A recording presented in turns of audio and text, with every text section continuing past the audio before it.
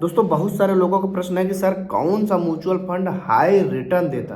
दोस्तों high return लेने से पहले आपको कुछ चीज़ें समझना पड़ेगा कि आप कौन से म्यूचुअल फंड में आप अपना पैसा लगा रहे हैं। आप डेब्ट फंड में लगा रहे हैं, ईटीएफ में लगा रहे हैं, या तो आप हाइब्रिड फंड में लगा रहे हैं, या तो आप इक्विटी फंड में लगा रहे हैं। किस फंड में आप लगा रहे हैं, क्योंकि सबका रिटर्न, हाई रिटर्न की बात किया जाए तो डेब्ट फंड का रिटर्न सबसे कम होता है, हाइब्रिड का थोड़ा ज़्यादा होता है, और इक्विटी फंड का सबसे ज़्यादा होता है ना। फ्लैक्सी कैप से भी इक्विटी यानी इक्विटी फंड का सबसे ज़्यादा होता है, और इक्विटी फंड में भी रिटर्न जो सबसे ज़्यादा होता है वो small cap, mid cap, large cap में स्मॉल कैप का रिटर्न सबसे ज़्यादा होता है। अब क्यों ज़्यादा होता है इसको चलिए जानते हैं। दोस्तों स्मॉल कैप की कंपनियां देश में सबसे ज़्यादा हैं, और स्मॉल कैप की वो कंपनियां हैं जिनका मार्केट अभी फैलना शुरू हुआ है, या तो कोई किसी एक विशेष निच पे या तो किसी एक विशेष बिजनेस पे काम कर रही हैं, और उनका बस अब प्लान पूरे देश में फैलने वाला होता है। तो उस कंडीशन में क्या होता है, क्योंकि जो स्मॉल कैप कंपनियां होता आपका म्यूचुअल फंड के थ्रू वो सभी में लगभग पैसा लगाती हैं। किसी किसी म्यूचुअल फंड की होल्डिंग्स लगभग 200, 150 या तो 80, इससे ज़्यादा ही होती है। तो यहाँ से आपको क्या होता है, लगभग आपका पैसा सब जगह चला गया है। तो जब ये ग्रो करेंगी तो यहाँ पर रिटर्न की संभावना सर्वाधिक होती है। इसीलिए दोस्तों म्यूचुअल फंड में इक्विटी का म्यूचुअल फंड और खासकर स्मॉल कैप का सबसे ज़्यादा रिटर्न देता है। अब देखिए यहाँ नुकसान क्या होता है। नुकसान इसका सबसे बड़ा है कि जो सबसे ज़्यादा रिटर्न दे सकता है, जब मार्केट गिरता है तो सबसे ज़्यादा गिरता भी स्मॉल कैप का ही है। लेकिन दोस्तों अगर आप लॉन्ग टर्म में हैं, अगर आप लॉन्ग टर्म में हैं तो लॉन्ग टर्म में देखेंगे तो म्यूचुअल फंड सबसे ज़्यादा रिटर्न दिया रहेगा।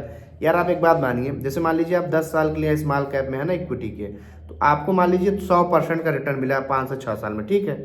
अब 100% का रिटर्न मिला, अब मान लीजिए 7वें साल मार्केट अचानक से 20% गिर गया, तो जो 7वें साल नया इन्वेस्टर आया होगा स्मॉल कैप में उसको तो 20% का घाटा हो गया।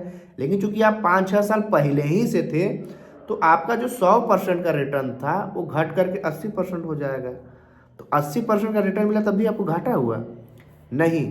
ये मौका होता, उस दौरान आप क्या करेंगे, आप अपनी एसआईपी का अमाउंट बढ़ा देंगे, या तो जिस प्रकार दिवाली में सामानों पे डिस्काउंट आता तो लपक के ज़्यादा खरीद लेते हैं, तो उसी प्रकार आप लपक के लमसम या टॉपअप कर देंगे, तो वो आपको बहुत सस्ती यूनिट हो जाती है। जब मार्केट गिरता है तो आपको कम रुपए में ही ज़्यादा अमाउंट का यूनिट मिल जाएगा। और फिर जब मार्केट कितना गिरा रहेगा, साल भर गिरा रहेगा, 6 महीना गिरा, अभी देखिए मार्केट 6 महीने लगातार गिरा, तब देखिए उठने लगा। चूंकि आप लॉन्ग टर्म पे हैं तो जब उठेगा तब बेचिएगा, है ना। तो इस टाइप से अब आपको समझ में आ गया होगा कि सर्वाधिक रिटर्न म्यूचुअल फंड में कहाँ मिलता है ना। तो आप इस स्मॉल कैप में है, जब आपको लगे कि मैं बहुत सारा अच्छा खासा रिटर्न चल रहा है, तो आप उसका कुछ अमाउंट धीरे धीरे लार्ज कैप में भी शिफ्ट कर दीजिए, जिससे आपका रिस्क कम हो जाए।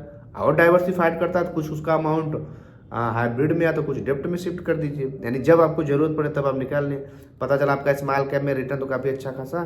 लेकिन हाँ, अगर आपके पास लॉन्ग टाइम का है, मान लीजिए आप 10 साल तक होल्ड करते हैं, आपको 200% का रिटर्न मिला है, तो 20% गिर भी गया तब भी तो आपका 180% आप जब चाहेंगे निकाल लेंगे। तो लॉन्ग टर्म वाले के पास कोई रिस्क नहीं होगा, जब चाहे पैसा निकाल सकता है। तो म्यूचुअल फंड लॉन्ग टर्म में सेफ है सबसे ज़्यादा। अगर आपको रिटर्न लेना है तो आप किसी भी म्यूचुअल फंड में पैसा डालने से पहले देखिए उसका प्रीवियस रिकॉर्ड जरूर चेक करिए कि पिछला 5-10 साल में, 3 साल में कितना रिटर्न दिया। बढ़िया रिटर्न दिया, यानी उसका फंड मैनेजर काफ़ी अच्छा है तो आगे बढ़िया रिटर्न देगा, उनकी रिसर्च काफ़ी अच्छी है, तो उसी फंड में पैसा डाल दीजिए, है ना। और आपका क्या प्रश्न है आप कमेंट में पूछ सकते हैं। मिलेंगे अगली वीडियो में, तब तक के लिए।